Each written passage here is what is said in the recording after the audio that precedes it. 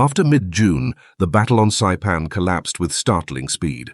Within only a few hours of Aslito airfield losing its defenses, American engineers were already laying steel matting over craters and pulverized coral, allowing aircraft to take off and land again.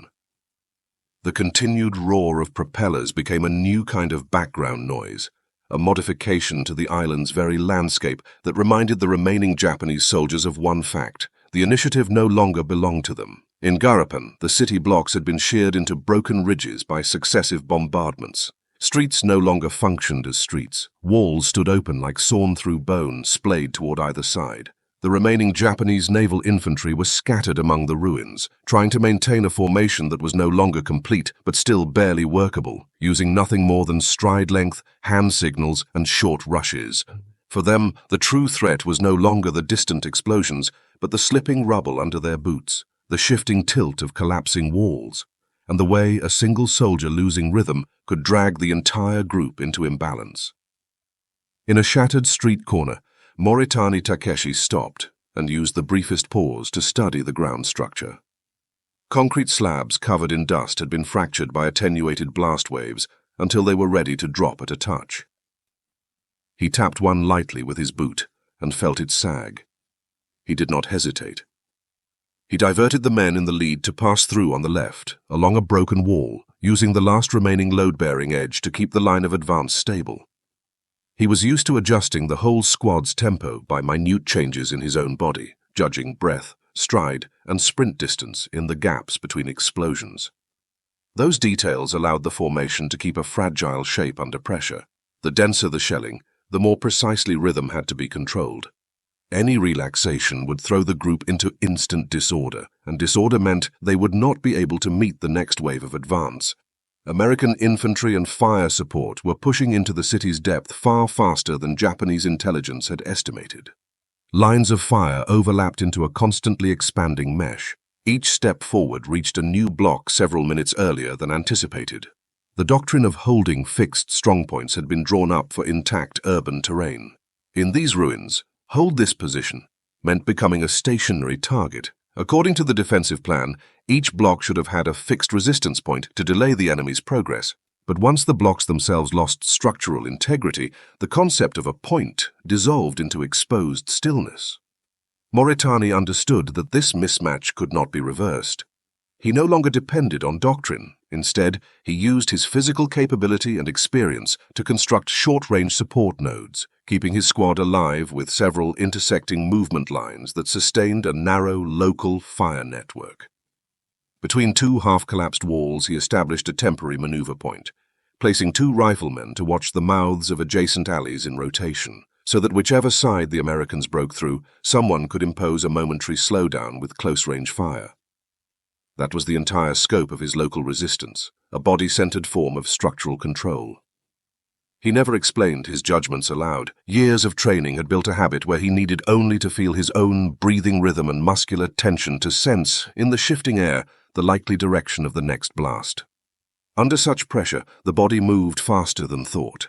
He could feel the men behind him making slight adjustments according to his steps and pauses, and he could sense, at the end of each rush, whether fear was causing someone to shorten their movement.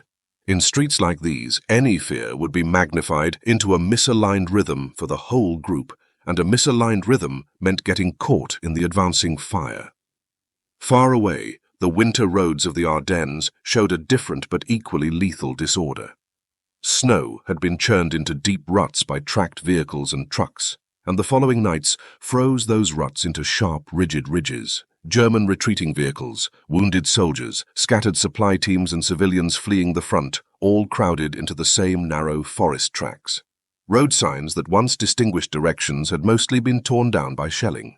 Trees heavy with snow snapped and blocked what had once been passable forks.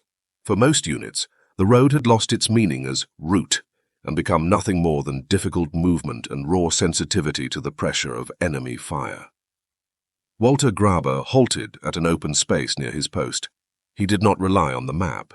Instead, he used his habitual method of reading terrain, wheel tracks, footprints, and the wind-drifted patterns of snow to determine the directions people had moved and the current level of pressure. He possessed a near instinctive sensitivity to these traces. The road's confusion did not make him hesitate. It drove him to analyze faster in order to maintain some local order. He marked where the tree line broke and how wet the bare earth looked, confirming where armored vehicles had turned off the previous day. From the residual smell of exhaust and the direction of soot stains, he estimated the speed at which the front was contracting. At the scale of the overall retreat, his judgments could do nothing to alter the collapse. But within his small sector, they could create a fleeting, dependable sense of direction. At a muddy crossroads, half snow and half earth, he planted improvised signboards. They were cut from ammunition crates. On one side, he carved the directional symbols he habitually used. On the other, he marked an approximate time window when the path would remain passable. His hands trembled continuously in the cold, yet the symbols came out sharp and precise. For him, these were not words, but a structure. As long as structure existed, the flow of people would not completely lose control. He knew he was responsible for only a trivial segment of road, but he kept believing that even in total retreat, a rational route could reduce unnecessary deaths. The cold of the Ardennes was more corrosive than Saipan's humidity. Vehicles iced over shortly after their engines cut, and soldiers' breath froze in the night. Supply lines broke under blocked roads. Many units had gone dozens of hours without a hot meal, and their strength and reactions had visibly diminished. Garapan noticed that infantry in the retreating column had shortened their stride unconsciously. This was what happened when low energy and falling body temperature combined. He recorded it in his notebook so he could calculate the speed the columns could still endure. He met chaos with composure, and his composure rested on a precise reading of the situation's structure. Saipan and the Ardennes lay thousands of miles apart, but in the same year's campaign, both were being crushed by industrial firepower and material imbalance. On Saipan, where air and sea superiority belonged completely to the Americans, the island's defenses collapsed block by block, and every bend in the line brought new casualties and fresh breaks. In the Ardennes, fuel shortages and a severed supply chain robbed the German counteroffensive of its form within days. What began as an attack shrank into delaying actions, and then, very quickly, dissolved into a general retreat. Within this double collapse, both men clung to their professionalism as a way of resisting. One used the rhythm of his body to control the local structure of a ruined city block. The other used analysis to build temporary order in a network of roads. They both understood that their efforts could not alter the final outcome. Even so, in their immediate sectors they sustained a faint but real order. They had no reason to stop. Order itself was the way they existed. For Moritani, as long as he could cross the rubble with precise steps, he could keep the men behind him alive for a few more minutes. For Garapan, as long as he could still read ground pressure, he could prevent the column from collapsing entirely at a frozen choke point. But the weight of the war was bound at some point to exceed what any individual could bear. The broken streets would eventually reach a point where no adjustment could compensate. The road network would reach a degree of collapse where no reading of traces could restore meaning. These irreversible changes were accumulating, pushing both men toward the limits of their craft. They did not yet sense the next wave of pressure, but changes in air and ground were already building a critical moment, a fracture that no rhythm or analysis could bridge. The orders to hold city blocks had been drafted on the premise of a complete urban structure. They relied on fixed strongpoints, interlocking fire, and delayed advances to build a defensive rhythm. By this time, the city of Saipan retained only a skeletal frame. Streets ripped by bombardment were like torn paper. Any fixed position would be pulverized in the next salvo. Moritani knew that holding meant freezing, and freezing meant exposure. He saw that the American tempo was outpacing anything their intelligence had anticipated. Infantry under tank and fire support kept moving forward without being significantly slowed by the terrain. This pattern left the Japanese no time to reform a line. The regulation that stressed, "hold this block to the last man," was now entirely detached from actual fire density. He moved through the rubble searching for fragments of space where maneuver was still possible. Between two bombed-out houses lay a corridor less than 2 meters wide. The floor was strewn with twisted rebar, but the remaining structure would still hold. He led his squad through quickly, then set a slanted observation point at the exit, positioning 2 men so that if the Americans appeared from either side street, they could momentarily intersect the line of advance with fire. This was not something prescribed in regulations. It came from rhythm judgment absorbed over years of training. He knew that before the advancing line reached them again, each node could offer only a few minutes of delay, and those minutes were all the time the squad had to survive. The air of the ruined neighborhood was saturated with mixed smells: charred, wet timber, metallic dust from unexploded shells, and earth and blood spreading through humid stillness. Exchanges among the soldiers were minimal. Any extra movement risked ruining the pace. Moritani controlled his sprint frequency by the length of his breaths, keeping a minimal pattern in their alternation of forward movement and pause. His hand brushed the edges of cover to confirm that the ground beneath was stable. As he stepped across rubble, he managed his center of gravity so men behind him could copy his movements. On such a shattered battlefield, formations were no longer governed by written rules, but by whether the body could remain stable. Meanwhile, in the Ardennes, the roads continued to degrade. Main routes marked on the map had, in a matter of days, turned into snow-blocked lanes, where vehicles, stuck on inclines, spun their wheels. Engines running too hot made metal screech. Soldiers from different units were mingled into the same column. Few could still tell who belonged to which regiment. Distant artillery echoes seemed to tunnel through the frozen air. Every rumble shook snow from branches overhead, further obscuring the shape of the road. Graeber adjusted his signboards at the crossroads. He saw that wheel tracks had shifted direction, meaning the front portion of the retreating column had been forced into a detour. With a stick, he tapped the ground to judge the thickness of the ice, tracing the cracks to estimate how much weight it could bear. He knew these observations could delay accidents where vehicles crushed each other, but he also understood that the whole front was still being pushed backward. On the signs, he cut new notches, indicating the safer direction. These markings were not intended for everyone, but for those soldiers who still depended on structure and still searched for a route. An infantry group stopped at the junction. Their steps were uncertain, their strides shortened in the typical rhythm of exhaustion. Graeber did not go up to talk to them. He simply pointed toward the temporary path he had just tested. The soldiers reacted almost automatically, following the vector he indicated. He knew his intervention had limited effect. They would ultimately merge into the larger tide of collapse. But at least this segment of road would not clog because of their hesitation. In Saipan streets, the scale of the firefight suddenly expanded. Tank guns and naval shells overlapped. Their blasts shook the broken ground. Debris shifted overhead. Moritani grasped that the advance had quickened again. He had the squad crouch low and pivot from their position behind cover into a smoke-filled backlane. A deep gouge where naval guns had swept the area provided some shelter despite its danger. Their pace became rougher. Smoke obscured the ground, and men misjudged their footing. Moritani signaled with his body for them to adjust their stride, trying to reassemble a minimal stability out of their failed rhythm. He knew that once rhythm was lost, it could not be rebuilt. The survival of the squad depended on it, and the rhythm depended on him. That relation rested on an extreme sensitivity to danger, on making decisions within a single breath. In such an environment, no one could maintain perfect control for long. Fatigue, fear, and terrain steadily eroded that control.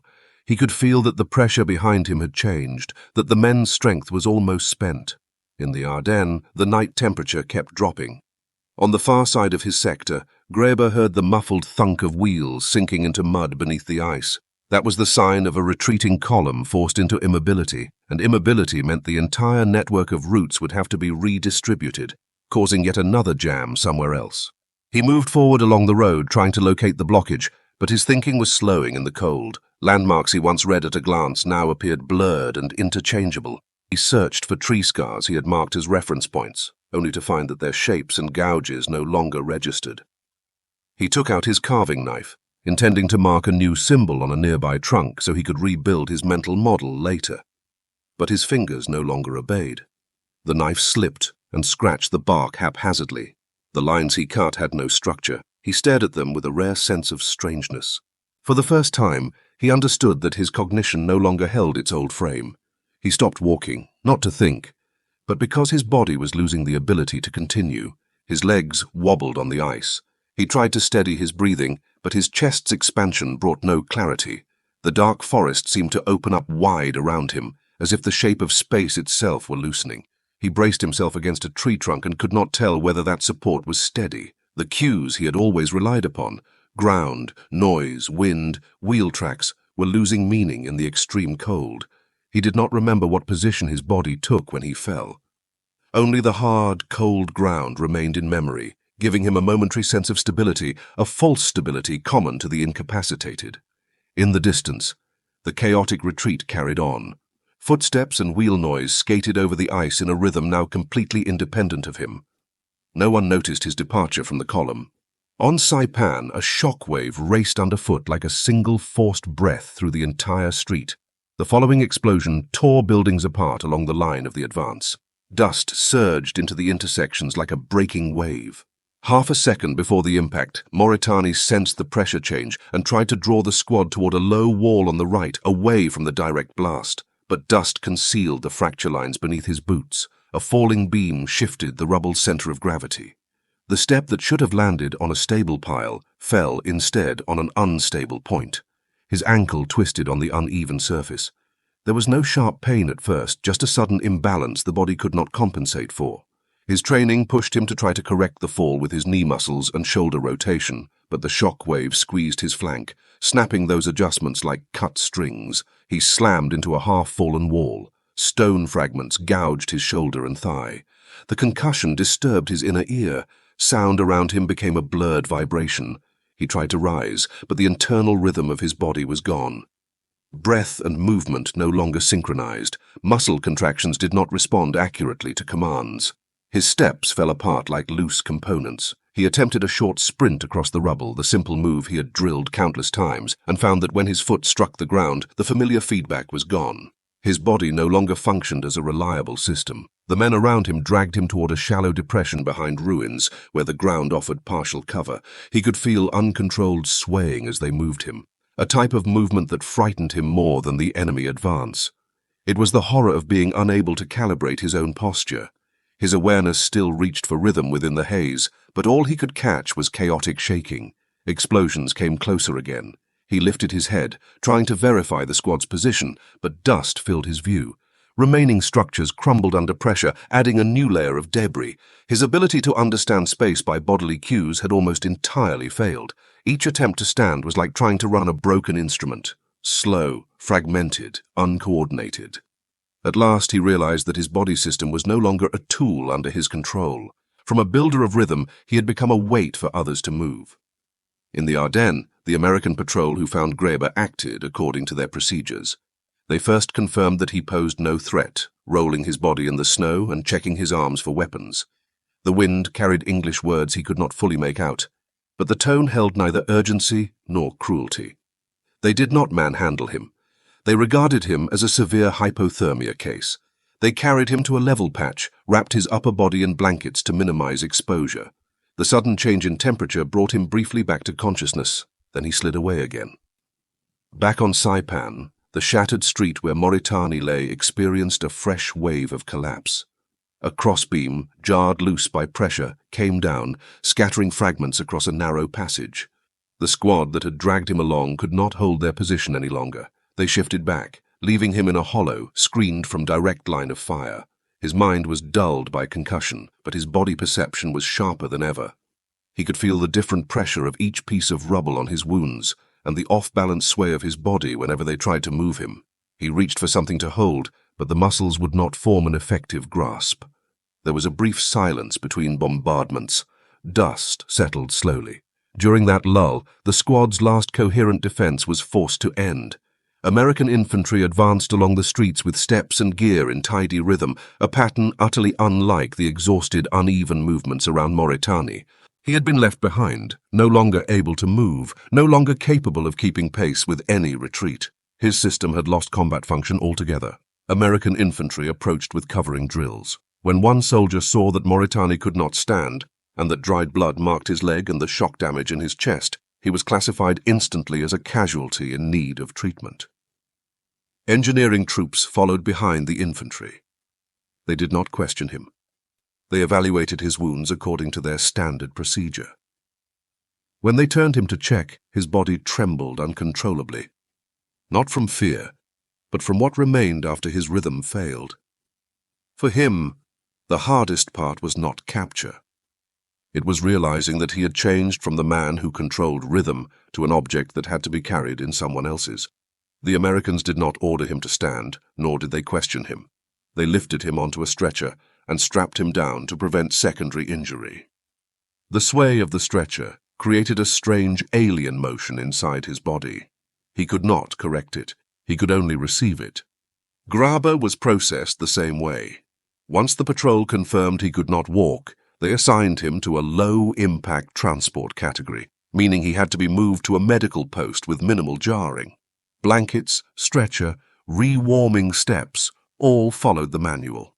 He was wrapped within a layer of systematized protection devoid of emotion but built on strict logic.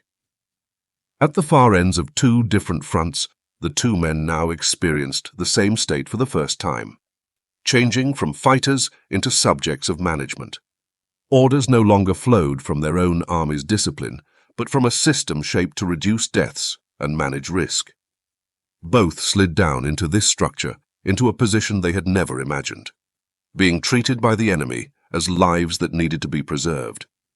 Their identities as warriors fractured, not in the moment of losing the fight, but in the moment they were lifted, evenly and carefully, by enemy stretcher-bearers. Night fell slowly over the charred ruins of Saipan city.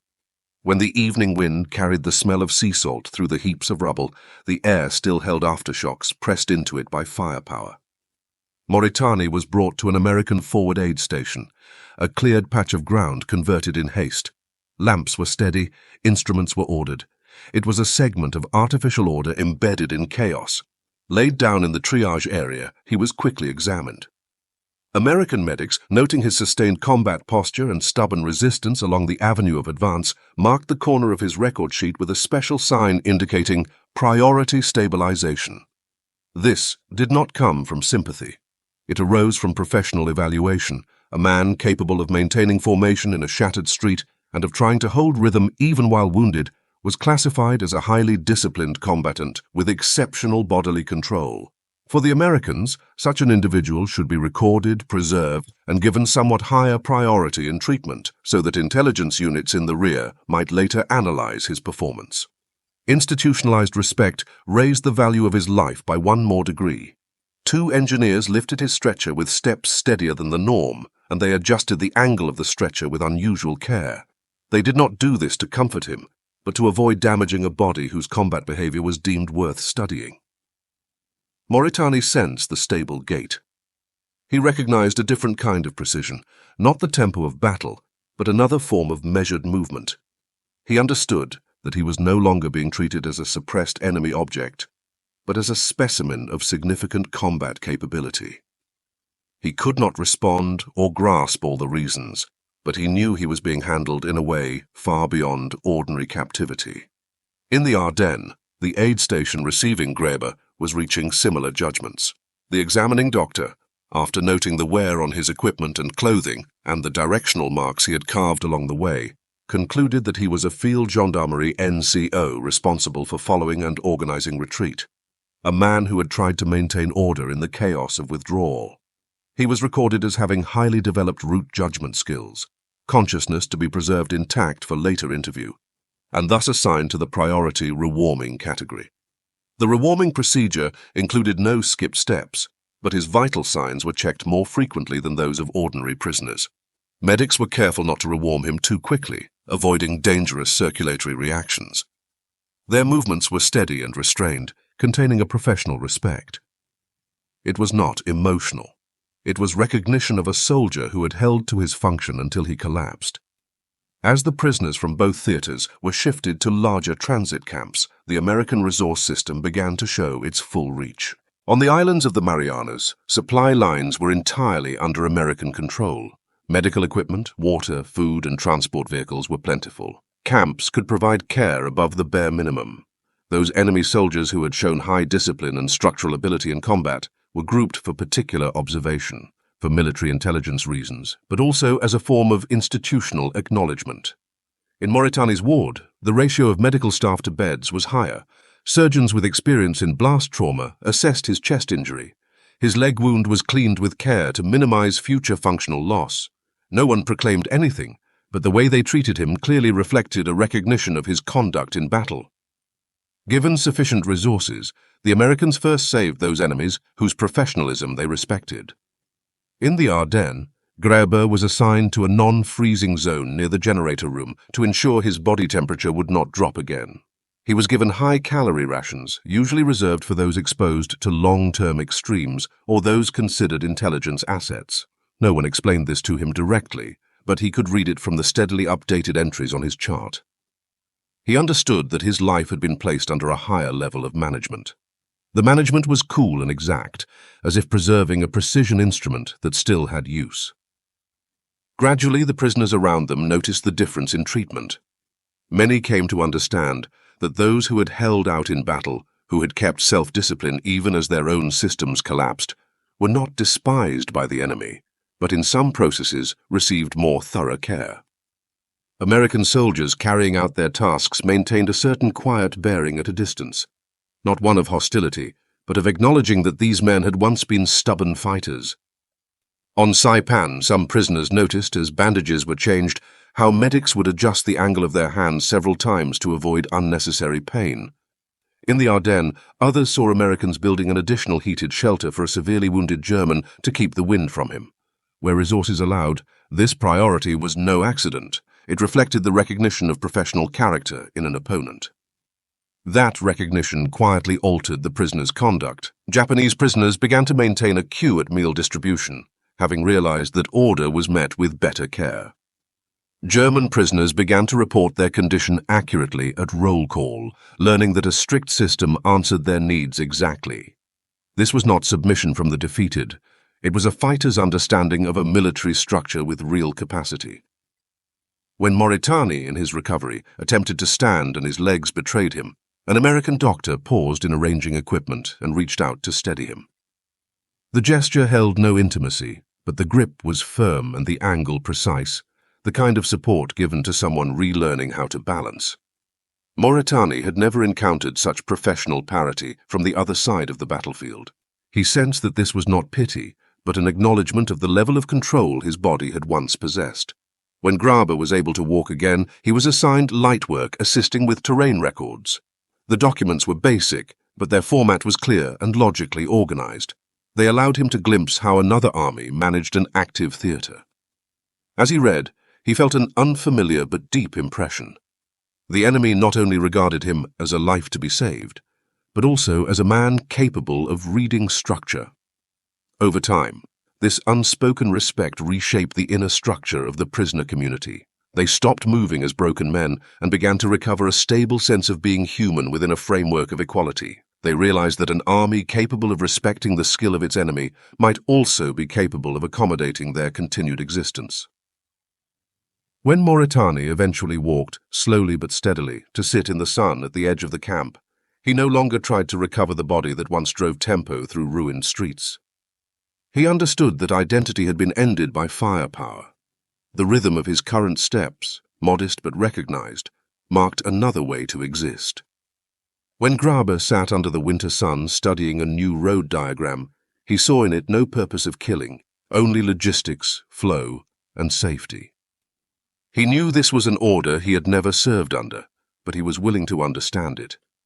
The captured units, drawn into American camps from different fronts, gradually underwent a deeper change within this framework of institutional respect, well-resourced care, and professional acknowledgement. They shifted from shattered soldiers into people capable of accepting a peaceful structure. Not because their beliefs had been argued down, but because for the first time they discovered that at the end of battle, the enemy could still treat them as genuine soldiers and commit enough resources simply to keep them alive.